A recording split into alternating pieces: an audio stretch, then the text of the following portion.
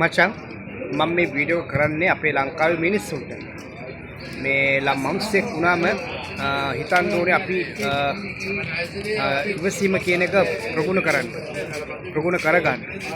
ඉතින් මේ වර්තමාන ආණ්ඩුවේ සමහර වැඩපිළිවෙළන් සම්බන්ධයෙන් ශ්‍රී ලාංකිකෙක් විදිහට අපිටත් විවේචන දේවල් මේ ගොඩක් අපතුල තියෙනවා.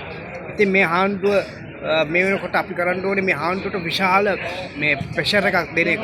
මොකද 2022 මැයි 22 අපි ගෝඨාභය රාජපක්ෂව එදා මේ රටේ ජනාධිපතිතුමෙන් පන්නනකොට ගොඩක් දෙනෙක් හිතුවා ගෝඨාභය රාජපක්ෂ එළවුවන් පස්සේ අරගලේ ඉවරයි.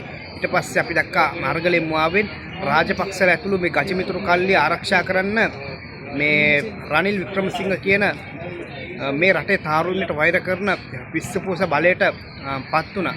පත් වෙලා උමනත් කරේ අර හරගලේ තවමත් අතහැරලා ගියේ නැති අර ගෝල් පෙසිට පූඩාරෝම වලින් අයිසක මිනිස්සුන්ට පහර දුන්නා. අමුදාවේ සමහරක් උන්ගේ කටුකන මිනිස්සු ධර්මන.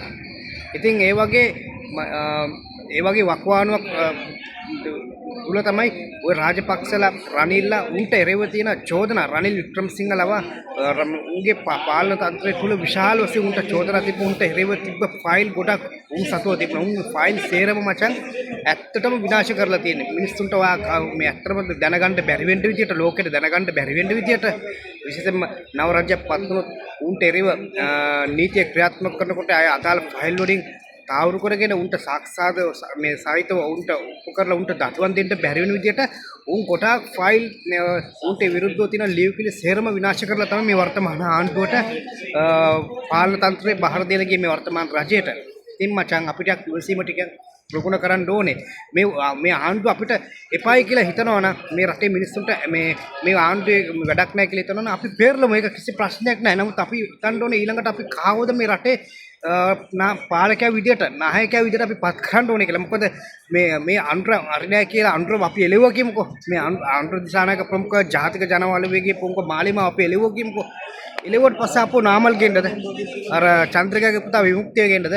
ආපහු මේ උන්ව පාලන මේ තන්ත්‍රයට මේ රටේ මේ නායකත්වයට පත් කරලා ආපහු අර වලව් පැලැන්ති දූෂිත ක්‍රමයේ මචං ආපහු රජ කරන්නද මචං? උන් පත් වුණාන් පස්සේ මොකද වෙන්නේ?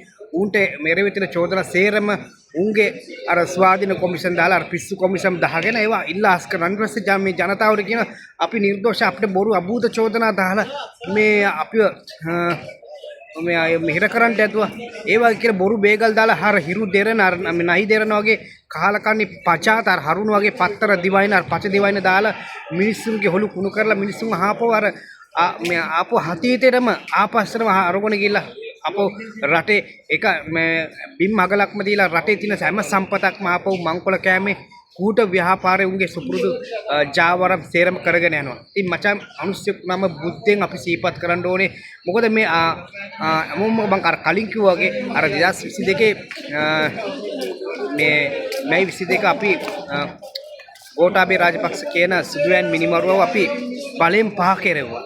පහ කරලා අන්තිමට මිනිස්සු ගොඩක් දෙනෙක් හිතුවා තරුණ නායකත්වයක් පත් වෙයි කියලා. පස්සේ අන්තිමට රනිල් වික්‍රමසිංහ ඔරපාරෙන් ඇවිල්ලා තමන්ගේ ගජමිතුරු කල්ලිය ආරක්ෂා කරා.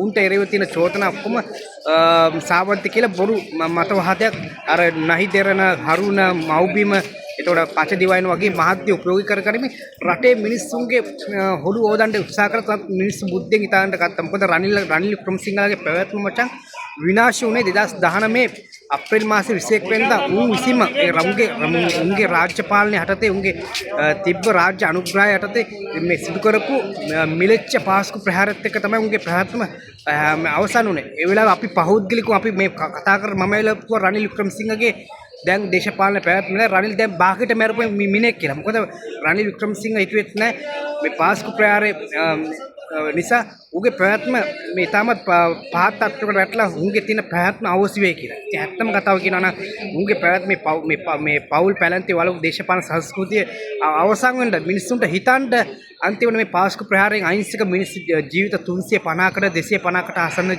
ජීවිත ප්‍රමාණයක් බිලි වෙන්න උනා උගේ ගෙහෙම් වලට. ඉතින් මචං පුළුවන් නම් මම මේ අවංකවම බොක්කෙම කියන්නේ මේ ආණ්ඩුවේ අපි වැරදි විවේචන අනිවාර්යෙන්ම කරන්න ඕනේ. මේ ආණ්ඩුව වැරදි පාර යනවා නම් ඉතින් මේ ආණ්ඩුව ඇතුලේ තියෙනවා මැති ඇමතිවරු, മന്ത്രിවරුන් ඉන්නවා. උන්ගේ අනුග්‍රහයට ක්‍රියාත්මක කරන මේ සමහර රාජ්‍ය නිලධාරීන් ඉන්නවා. උන් විශාල වශයෙන් මේ ආණ්ඩුව පිරීමට ලක් කරන්න මේ ආණ්ඩුව අපහසුතාවට පත් කරන්නට ජනතාව කෙරේ පිළිකුලක් ඇති කරන්නට ගොඩාක් මේ යම් යම් නොමන අශීලාචාර ක්‍රියා කරගෙන යනවා. ඒ අන්න ඒවා පෙන්නලා මචං උන්ව මේ රාජ්‍ය සේවයෙන් පළව හරින්න ඕනේ. පළව හැරලා මචං අනිවාර්යයෙන් මේ වර්තමාන ආණ්ඩුවට අපි ප්‍රෙෂර් එක දෙන්න ඕනේ. ඇයි අපි උඹලා පාලන බලයට ගෙනාවේ?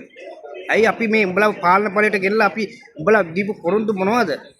මොකද මේ අන්තර ප්‍රමුඛ මේ ජාතික මේ ජන බලවේගයේ මහලිමාව එපා කියලා හෙලුවා කියලා ආපහු දූෂිත මේ පුද්ගලෙක් මේ රටේ පාලන බලයට ගෙනාව කියලා මේ රටේ සම්පූර්ණ ප්‍රශ්න විසඳෙන්නේ නැහැ මචං.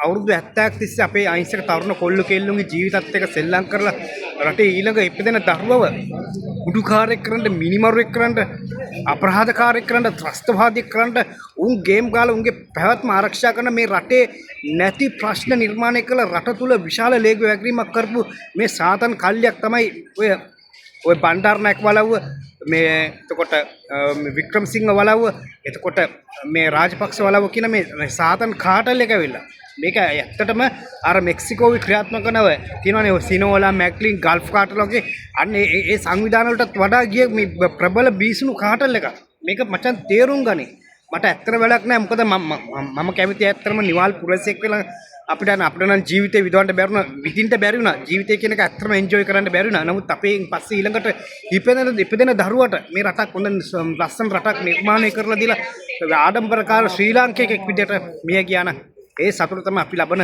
ජයග්‍රහණය අඩුම තරමේ අපි නැතත් අපි වගේ මෙම පුද්ගලෙක් හිටියා මේ මිනිස්සුන්ව වහල් භාවයෙන් මුදව ගන්න අන්න ඒ වගේ නමක් මේ මිනිස්සු අපි නැතුණත් අපේ මිනිස්සුන්ගේ ජනහාදරයට පත් වෙන නිවාස ශ්‍රී ලාංකිකයෙක් විදිහට පත් වෙන තමයි අපේ මේ ප්‍රධානම අරමුණ.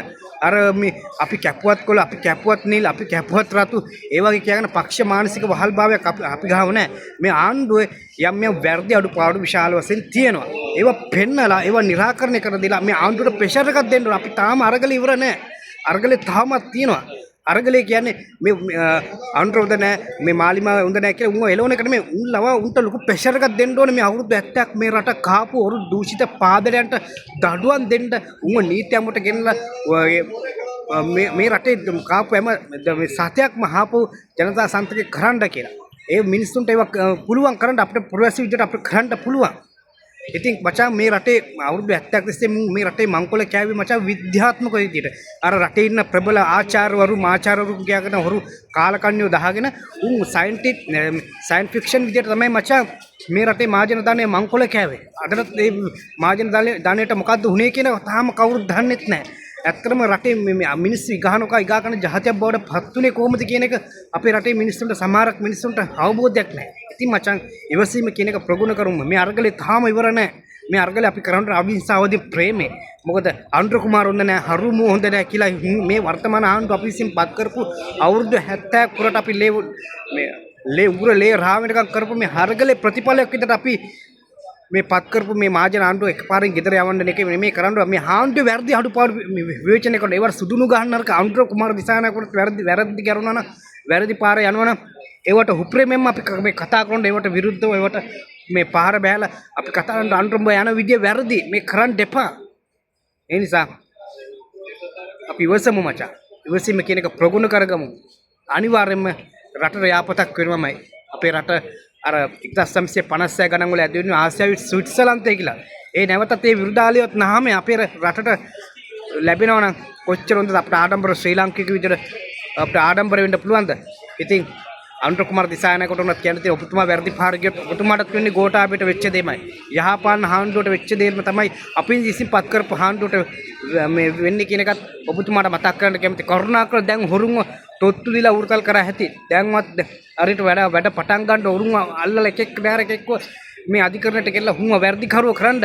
ඔබතුමාගේ ආණ්ඩුව යම් ආකාරයකට මොකක් කර දෙයකට බය වෙලා ඉන්නවා වගේ අපිට පේනවා. ඒක අපි දන්නවා කුඩු ජාවරන්කාරයන්ට මොකක් කර දෙයක් නිසා බය වෙලා ඇති.